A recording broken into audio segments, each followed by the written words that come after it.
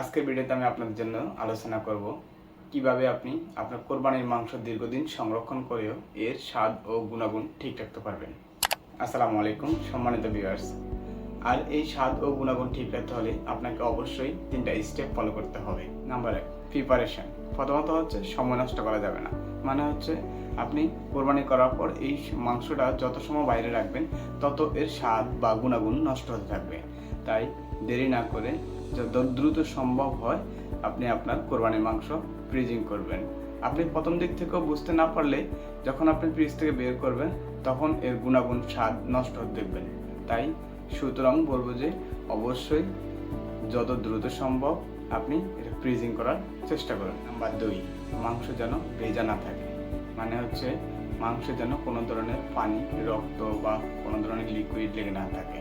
যদি মাংসে কোনো ধরনের রক্ত বা লিকুইড লেগে থাকে তাহলে আপনি অবশ্যই বাজার থেকে কিচেন টিস্যু কিনে কিচেন টিস্যু দিয়ে চেপে চেপে মাংস থেকে সকল ধরনের পানি, লিকুইডগুলি ফেলে দিতে পারেন। আর এর ফলে আপনার যে মাংসের কোষগুলো আছে সেগুলো ফাটবে না। যদি মাংসে কোনো ধরনের লিকুইড, পানি, রক্ত লেগে থাকে তাহলে যে মাংসের কোষগুলো আছে সেই কোষগুলো নষ্ট হয়ে যেতে পারে বা ফেটে যেতে পারে, যার ফলে মাংসের গুণাগুণ বা স্বাদ নষ্ট হতে পারে। নাম্বার 3, ফ্রিজ রাখার পদ্ধতি। আপনি যে প্যাকেটে করে মাংসটাকে ফ্রিজে রাখবেন প্যাকেটে যেন কোনোভাবে বাতাস না থাকে বা কোনো ফাঁকা জায়গা না থাকে। এর কারণ হচ্ছে যখন বাতাস থাকা অবস্থায় মাংসটা ফ্রিজে রাখবেন তখন এই বাতাসে থাকা অক্সিজেন মাংস থেকে পানি শোষণ করে নেবে। এর ফলে মাংসের পানি শূন্যতা হতে পারে। যখন আপনি এই মাংসটা রান্না করে খাবেন তখন মাংসটা বেশি টাইট অথবা কালার পরিবর্তন হতে পারে এবং কি নর্মাল কালারের থেকেও ভিন্ন কালারও আসতে পারে এবং মাংসের যে অক্সিডেশন তৈরি হওয়া অক্সিজেন চলে যেতে পারে এবং মাংস থেকে রেস্টলিং নামক গন্ধও আসতে পারে।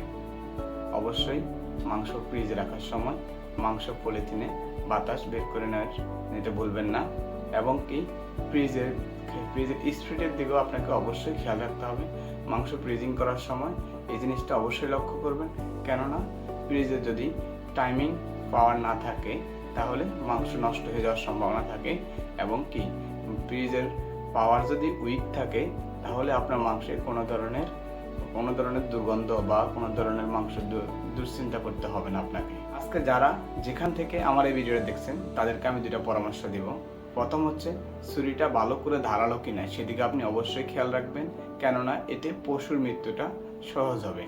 দ্বিতীয়ত হচ্ছে পশুর মৃত্যুর পর ছুরি দিয়ে কারোকে স্পাইক আউট করার চেষ্টা করবেন না, কারণ এতে ভয়াবহ দুর্ঘটনা হতে পারে।